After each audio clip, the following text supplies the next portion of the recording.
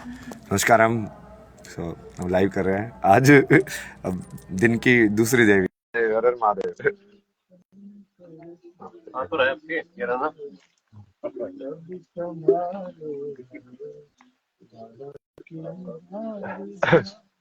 मैंने इनको वो रिक्वेस्ट भेजा ना, तो इनको आया होगा वो।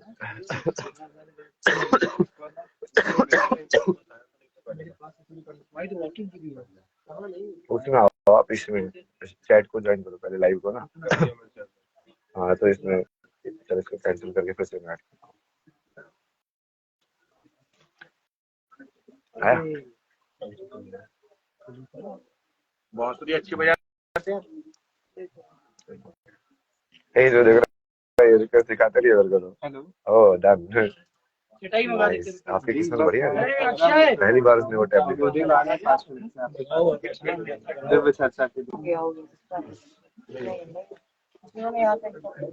से छोड़ो ना, इसको खुद छोड़ो।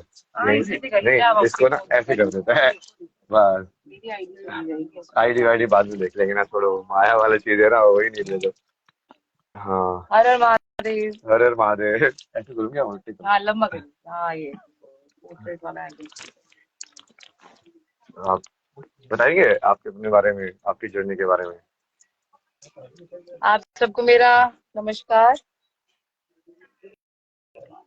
एक सेकेंड। नहीं नहीं, वो छोड़ो नहीं ना, यार छोड़ा चलिए। वो छोड़ो, उसका बहुत मुश्किल है वो मेरा नेट पे है नाम वो। मेरा नाम डॉक्टर वैशाली जैन है। हम आईआईटी, आपका वो वाला रियल नेम? अबे अभय सिंह। अभय सिंह जी से आईआईटी बाबा जिसके नाम से ये प्रसिद्ध है, हम लोग अभी चलते फिरते महाकुंभ में ऐसे मिल गए हैं। मैं एक एस्ट्रोलॉजर हूँ, एक टैरो कार्ड रीडर हूँ, कॉस्मिक हीलर हूँ। और हम लोगों की बातचीत शुरू हुई astral projection, 3D 5D dimension, youth upliftment को लेके, शिव शक्ति के ऊपर हमने रामायण की भी बात करी। तो अब आप आज मेरे शिविर में बैठे हैं। आप एक बार दिखाइए अभय जी, सबको दिखाइए। हमारे ये यहाँ पे श्रद्धालु आसपास के सब इकट्ठे हो गए हैं। सब लोग, आप लोग इनको हाय करिए। हाय जनता जनता। अभी आप बेसिक जैसे आपने बताया ना, तो आप मेरे को जैसे वो लोगों के क्वेश्चन होते हैं ना, क्या ये टैरेट कार्ड एस्ट्रोलॉजी साइंस है, एक वीडियो बनाओ। सूडो साइंस है, या फिर टाइम पास है? टाइम क्या पास जवाब नहीं देगा? है।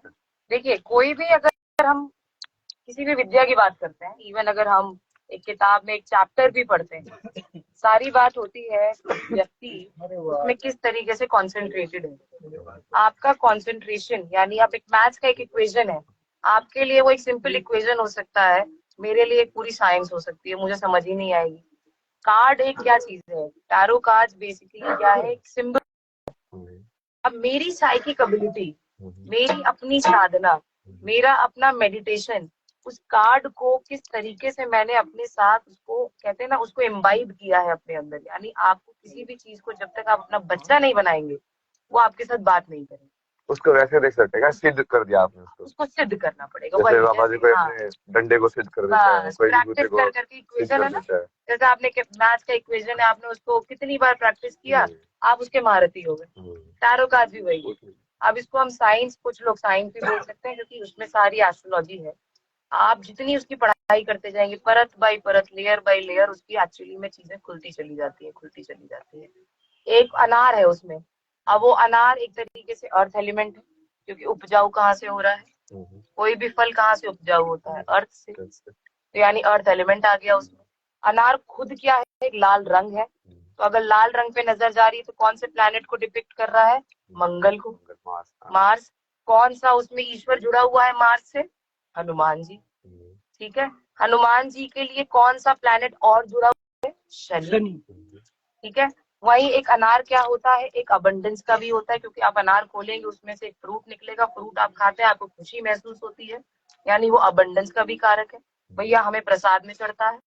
हमारे घर में अगर कोई फल आता है बाहर से तो हम क्या बोलते हैं? प्रॉस्पेरिटी आई है, अबंडेंस आया है। जरूरी नहीं है कि धन के फॉर्म में अबंडेंस आए।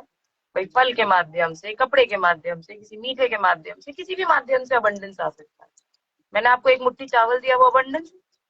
आज आपकी भूख मिट गई, वो अबंडेंस। आज आपको रोटी मिल गई, वो अबंडेंस है। अगर ईश्वर का हाथ ना हो तो बहुत सारे भूखे नंगे घूम रहे हैं। हम पे ईश्वर का हाथ है, तभी हमें 2 वक्त की रोटी मिल जा रही है। और एस्ट्रोलॉजी के बारे में, एस्ट्रोलॉजी कैसे काम करती है? अब एस्ट्रोलॉजी में आपका प्रारब्ध आता है। प्रारब्ध बोले तो पिछला जन्म, बहुत से लोग नहीं मानते हैं, लेकिन एक चीज सोच के देखिए, जैसे कहते हैं ना, जो भी हिसाब किताब होना इस जन्म में ही होके रहना है। 16 साल तक की उम्र तक एक बच्चा ना जानता है कि उसको कैसे चलना है। उसको माँ बाप ही 16 साल तक, उसका 12th हो जाता है अमूमन 16-17 साल तक, माँ बाप ही दिशा देते हैं हर व्यक्ति को, हर बच्चे को। अब माँ बाप ने अगर सिखाया ए बेटा ऐसे लिखा जाता है, 2 डंडी नीचे बीच में एक डंडा, तो जो माँ बाप ने सिखाया वो बच्चे ने सीखा। अब उसको वो गोलाई में बनाना सिखाया या उसको वो लंबाई में बनाना सिखाया, बच्चे का अपना खुद का इंटेलेक्ट नहीं है। ये इंटेलेक्ट किसका है? माँ बाप का। तो 16-17 साल तक माँ बाप के कर्म आते हैं बच्चे के। तो एस्ट्रोलॉजी में लोग सोचते हैं कि राहु केतु शनि खराब कर देगा, वो डरा देते हैं इतना लोग यहाँ पर कि राहु तुमको बर्बाद कर देगा, शनि तुम्हारा खराब है। अरे 17 साल तक तो शनि का कोई असर ही नहीं आता किसी बच्चे पे। 21 साल के बाद उसका असर आना शुरू होता है। ठीक है, और शनि क्या है? आपके कर्मों के द्वारा बना हुआ प्लेनेट, कोई भी प्लेनेट। अब आप पैदा हुए, पैदा होते ही चलने थोड़ी लग गए। 2 साल की उम्र तक माँ बाप आपको चलाना सिखा रहे हैं, बार बार आप गिर रहे हैं, ऐसी आपका प्लेनेट। वो अभी क्या है? अधकचा है, वो सिर्फ अभी पैदा हुआ है। आपके कर्म उसको अभी तराशेंगे, और जैसे आपके कर्म होंगे वैसे आपका प्लेनेट प्लस या माइनस होता जाएगा, और फिर उसका असर आप पे आना शुरू करता है। मोदी जी का बुध वक्री और अस्त दोनों। बुध वक्री और अस्त का मतलब कि उनका बुध वाणी, बुध होता है थ्रोट चक्र, वाणी का कारक हो गया। सूर्य के पास भी था, सूर्य के दूर भी था, तो वक्री भी हुआ, उल्टी चाल भी चला, अस्त भी हो गया। अब कभी कभी तो वो उनको बिल्कुल ही डाउन कर देगा, कभी कभी उनकी वाणी को बड़ा तेज कर देगा, लेकिन अगर वहीं वो योग मेडिटेशन करे, अपने थ्रोट चक्र को एक्टिवेटेड रखें, तो उनका बुध उनका कुछ नहीं बिगाड़ सकता। मेरा बुध वक्री और अस्त दोनों है। मेरी सबसे बड़ी ताकत मेरी वाणी है। ये प्लैनेट अगर किसी ने समझ लिया, वो उस प्लैनेट से अपने एक्चुअली अपनी रूपरेखा बना सकता है। अगर मान लीजिए आपका होंगे भाव में, आप राहु द्वारा, जो राहु के द्वारा काम है, मशीनरी से रिलेटेड हो गया, काले रंग से रिलेटेड, ब्राउन अर्थ मटेरियल के रिलेटेड, ऐसा काम जहाँ पर दिमाग का प्रयोग ज्यादा होना, कंसल्टेंट बनिए। राहु के पास क्या दिमाग है, कंसल्टेंट बन जाइए, दिन दुगनी रात चौगनी, रंग से राजा बना देगा आपको। तो इसको क्या माने, क्या एस्ट्रोलॉजी लाइक प्रिडिक्शन कर सकती है तुम्हारी लाइफ की? गाइडेंस। गाइडेंस। हाँ, तो सड़क इसमें पे, क्लैरिटी जरूरी है ना। लोग भी सड़क बोलते हैं पे कि गड्ढे सब कुछ कहाँ निर्धारित है, तो फिर हम क्या करें भाई? नहीं, निर्धारित कुछ नहीं है। भगवत गीता में श्री कृष्ण कह गए कि बहुत सारे पन्ने तो मैंने ऐसी खाली छोड़ दी है कि जैसा कर्म आएगा वैसा मैं तुम्हारा उस पन्नों पे वो लिख दिया है, इंग्लिश में बोलेंगे एज यू विश। उन्होंने लिख दिया एज यू विश। अब एज यू विश में तो भैया हमें विश करना पड़ेगा ना कि क्या चाहिए हमें। बहुत सिंपल सी बात है। ग्रह चाल ये बताते हैं कि किस तरीके के काम करने से पिछला जन्म का कौन सा कर्म हम कितनी जल्दी पूरा कर सकते हैं। मैं जैसे पिछले जन्म के कुछ 60 साल के कर्म लेके पैदा हुई, मैं उस कारावास को 30 साल में भी पूरा कर सकती हूँ, 20 साल में भी पूरा कर सकती हूँ। एक तरीके से समझ लीजिए 14 साल का कारावास है। अब 14 साल में आप 8 साल में भी बरी हो सकते हैं, 5 साल में भी हो सकते हैं, और नहीं तो आपकी हो सकता है कारावास बढ़ जाए आपका 25 साल। तो वही है कि इसी जन्म में कर्म भोग के जाना, वही है। आप बिल्कुल ऐड करिए, बिल्कुल ऐड। नहीं, अभी वही से थोड़ा करते हैं ना, फिर वो अलग हो जाएगा, आवाज भी नहीं जाएगी ना उसके अंदर। आप बोलो, मैं उसको विस्तार करूँ। आप बताओ अपने पॉइंट। जैसे आपने अभी बोला एस्ट्रोलॉजी के बारे में बात करिए ना, ये अलग अलग चीजें। जो एस्ट्रोलॉजी होती है वो बच्चों पे गाइडेंस एंड करेक्शन, हाँ ये भी वही बोली थी, एस्ट्रोलॉजी गाइडेंस के लिए यूज करनी चाहिए, वो प्रिडिक्शन और ये सब के लिए इतना मतलब उसका इतना फायदा नहीं है। इट्स मोर अबाउट कि तुम्हारी एनर्जी किस टाइप की है, तो उसके लिए सुटेबल क्या, जैसे समझ जाएगा ना, जैसे कोई क्रिएटिव इंसान है तो क्रिएटिव इंडस्ट्री में होगा, तो उसको जब तुम एनर्जी हिसाब से देखोगे तो वैसी है कि उसकी टेंडेंसी इस टाइप की है, तो उसको इस सेक्टर में जाएगा तो वो बढ़िया काम करेगा। वो इस चीज को समझने का नाम है भाई। और अच्छा, मैं आपको एक बात और वीडियो एनर्जी। अब जैसे आपकी एनर्जी है, मान लीजिए आपने कहा कि मैंने आईआईटी की पढ़ाई करी, छोड़ दिया। लोग, हमें बहुत सारे लोग बोलेंगे अरे मूर्ख है। मैं टाइम्स ऑफ इंडिया में थी, 10 साल कॉर्पोरेट किया, बीकॉम एमबीए हूँ मैं। आपकी जी कि कई जन्म आपके पिछले पिछले होते हैं। मुझे कभी कभी कॉलिंग आती है मैं होटल इंडस्ट्री में चली जाऊँ, कभी कभी जो हमारा यूथ आज की डेट में सबसे ज्यादा भटक रहा है, उसको फैशन डिजाइनिंग भी करनी है, फिर माँ बाप कह रहे हैं डॉक्टर बन जाओ, एक तरफ उसको फोटोग्राफी करनी है, एक तरफ उसको लग रहा है कि मैं आज एक ट्रैवल एंथुजियास्ट बन जाऊं, फिर एक तरफ लग रहा है कि नहीं मुझे तो सब कुछ छोड़ छाड़ के वैरागी की तरफ जाना है। भटक रहा है असल मायनों में। और फिर वो जा रहा है कहाँ?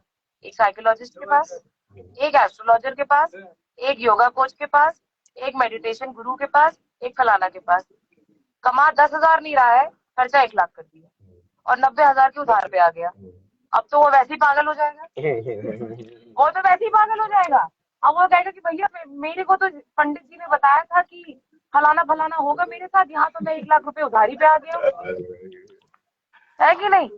तो मतलब भाई भटकने से पहले इंसान अपने साथ बैठे तो अपने अंतर ध्यान तो हो।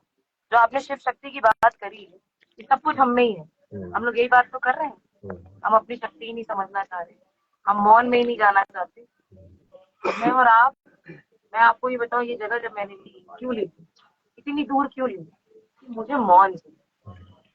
वो मौन, वो मुझे मौन चाहिए। जब तक आदमी मौन में नहीं जाएगा वो गिरेगा नहीं, उसके अंदर घबराहट जब तक पैदा नहीं होगी उसको कैसे पता चलेगा कि मुझे कौन सा रास्ता लेना है। जब तक अंधेरे में नहीं पड़ेंगे, जब तक खाई में नहीं गिरेंगे, कैसे पता चलेगा कि कौन सी चीज पकड़ के ऊपर जाना है। और किताबें पढ़ के, आपने जैसे भैया ने कहा किताबें बहुत पढ़ी, आप किताबें लिख लीजिए। ओशो ने 300 किताबें लिखी है, वो किसका एक्सपीरियंस? ओशो का। वो मेरा तो एक्सपीरियंस नहीं है, नहीं वो बुद्ध का वो एक्सपीरियंस। बुद्ध का लिखे हैं। मतलब उन्होंने रिसर्च करी होगी अपने हिसाब से। अब मैं, आप भी बोलिएगा बोलिएगा। प्रोफेसर थे ना, और ये नॉलेज वो थी ना उनको। अब मैं उनकी किताब से विजडम गेन कर सकती हूँ लेकिन एक्सपीरियंस गेन नहीं कर सकती। क्योंकि उन्होंने वो लाइफ जी नहीं थी कभी भी। अब आपका एक्सपीरियंस जो आपने यहाँ झेला या मैंने झेला, हम लोग अपना एक्सपीरियंस लिखेंगे, लेकिन जो दर्द हम उठा पा रहे हैं वो इनमें से कोई व्यक्ति नहीं उठा सकता, या इनका दर्द हम नहीं उठा सकते। और आपने क्या बताया टाइटल है, क्या था ना? Cosmic cosmic healing. Cosmic healing, ये क्या होती है? बता दो लोगों को, ये नए नए शब्द है, लोगों को समझ में आएगा भैया होता क्या है cosmic healer. Cosmic healing, healing of clairvoyant. Clairvoyant, clairvoyant is something जिसको हम बोलते हैं कि हमें कान से चीजें सुनाई दे जाती है और आंखों ये सब होता है। लोग तो बोलते हैं ऐसे कुछ नहीं होता है ना। मैं एमबीए करके 10 साल कॉर्पोरेट करके इस लाइन में क्यों आई, क्योंकि ये मेरे साथ होता था। पहले मैं इसको अंधविश्वास मानती थी। रीजन बीइंग, इसको इधर इधर थोड़ा, आप भी आइए। नहीं वो तो ऐसे घुमाता रहता हूँ मैं। रीजन बीइंग क्योंकि पहले क्या होता था कि मुझे लगता था कि मुझे कोई प्रेमोनिशन हो रहा है, मैंने कोई चीज देखी वो हो गई, तो ये लगता था कि ऐसा क्यों हो गया। कोई चीज सोचिए, अमूमन बहुत लोगों के साथ ऐसा होता होगा कि अचानक से आपने कोई चीज सोची और अगले पल वो हो गई। ये इंट्यूशन है, ये इंट्यूशन है। लेकिन ये गट जिसको हम कहते हैं, हमारा गट यानी हमारा पेट, हमारा पेट, आप कहीं भी जाते हैं, किसी घर की ऊर्जा पे आप जाते हैं, आपको कभी कभी किसी की ऊर्जा बड़ी घर की बड़ी खराब लगती है, तो कभी कभी किसी के घर की ऊर्जा आपको बड़ी अच्छी लगती है। एनर्जी है, इलेक्ट्रोमैग्नेटिक फोर्स है, ये ऑरा है। सेम उसी तरीके से कॉस्मिक हीलिंग है। कॉस्मिक हीलिंग और क्लेयरवॉयंट बेसिकली क्या है, हम लोग सन 24 घंटे, हमें भी लगता है कि अर्थ हो गया, बट वो एक्चुअली में यूनिवर्स में 24 घंटे चल रहा है। एक सिंबल्स होते हैं, जैसे आपने कहा ना साधना करना, हर साधना का, हर तांत्रिक का, हर किसी का कोई ना कोई सिंबल होता है। ओम भी जैसे हमारा एक सिंबल है, सबसे यूनिवर्सल सिंबल अगर मैं बोलूँ, इसमें सारी ऊर्जा है, इसमें सारे तत्व समाये हुए हैं। इसमें करके हम बोलते हैं। इवन हमारे सातों चक्र, उनको 112 चक्र है हमारे पास, लेकिन 7 चक्र मेन है। और वो अगर विशुद्धि आज्ञा चक्र और सहस्त्रार की अगर मैं बात करूं तो वो ओम की ध्वनि से ही, और हमारा बिंदु चक्र जो यहाँ होता है पीछे, बचपन में कहते थे ना टपरी मत मारो पीछे, यहाँ नहीं मारो, हमेशा बोलते थे यहाँ नहीं मारो, बिंदु चक्र है हमारे। लोग जानते ही नहीं है इस बात। बिंदु चक्र अगर उस पर चोट लग जाए तो एक्चुअली में आई साइट सबसे पहले वीक होगी, आपके माइग्रेन की प्रॉब्लम आपको शुरू होगी, आप लोगों के बाल झड़ने शुरू हो जाएंगे।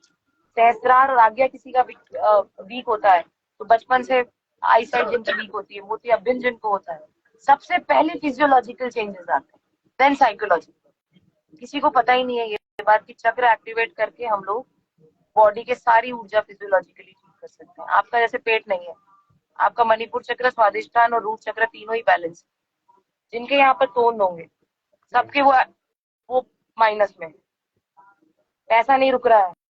मणिपुर चक्र इसका मतलब स्थिर नहीं है, मूलाधार स्थिर नहीं है, अगर नेम फेम नहीं मिल रहा है, स्वादिष्ठान स्थिर नहीं है।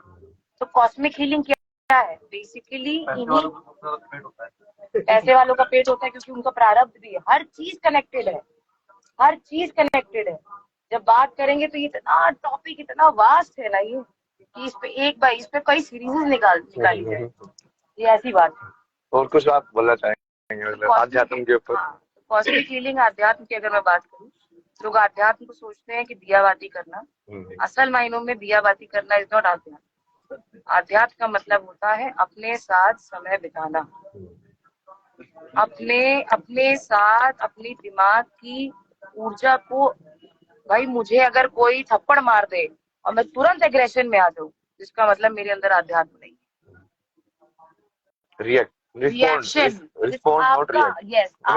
आपका एक्शन क्या है, रिएक्शन क्या है? एक्शन पे रिएक्शन।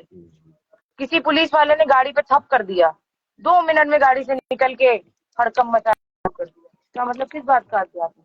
राशन लेने आए हैं बाबा लोग, तुरंत घर से और भाले निकाल लिए, किस बात का अध्यात्म? कि 10 घंटे 4 घंटे लाइन में नहीं खड़ा हो सकता। अध्यात्म तो आपको शांति देता है, अध्यात्म तो आपके अंदर धैर्य पैदा करता है। अगर धैर्य ही नहीं है, किसी ने आप पे हंसा, दुनिया हंस रही है, फैक्ट बात है, दुनिया मुझ पे भी हंस रही है बहुत सारी चीजों पे, क्या फर्क पड़ता है? हम 5 उंगलियों को एक बराबर करने थोड़ी आए हैं, हम तो सिर्फ उन 2 के लिए आए हैं जिन 2 को एक्चुअली में हमारे साथ चलना। हमारा वो 2 टारगेट है, हमारा 50 टारगेट भी नहीं। अगर हमने 2 अच्छा कर दिया, 2 अध्यात्म हमने खड़े कर दिए, 2 शोल्डर, 1 और 1 11 हो जाएंगे ना। तो फिर करते ना लाइफ ऑफलाइन कंटिन्यू करेंगे ना जी। अरे बाय बाय।